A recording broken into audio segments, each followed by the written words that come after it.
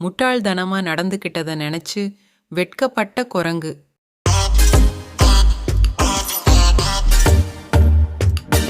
ஒரு காட்டு பகுதியில இருக்கிற குளத்துக்கு பக்கத்துல ஒரு குரங்கும் ஆமையும் ரொம்ப நண்பர்களா இருந்துச்சுங்க. ஒரு நாள் குளத்துல குதிச்ச குரங்கு நீச்சல் அடிக்க முயற்சி செஞ்சுச்சு. எப்படி முயற்சி செஞ்சாலும் அதுக்கு சரியா நீச்சல் அடிக்க வரல. அப்ப தண்ணியில குதிச்ச ஆமை ரொம்ப அழகா நீச்சல் அடிச்சுச்சு. அத பார்த்த குரங்குக்கு ரொம்ப பொறாம வந்துடுச்சு. அப்பத்தான் நீங்க மட்டும் எப்படி சுலபமா நீச்சல் அடிக்கிறீங்க, ஆமையாரேன்னு கேட்டுச்சு. குரங்கு அதுக்கு ஆமை சொல்லுச்சு, என்னோட உடம்பு அப்படி இருக்கு. எனக்கு இருக்கிற பெரிய ஓடு தண்ணியில நீந்த உதவி செய்யுது. அதனால தான் என்னால் சுலபமா நீந்த முடியுதுன்னு சொல்லுச்சு. இத கேட்ட முட்டாள் குரங்கு, அடடா, சுலபமா நீச்சல் அடிக்க பெரிய ஓடு இருந்தா போதும்னு நம்பிடுச்சு.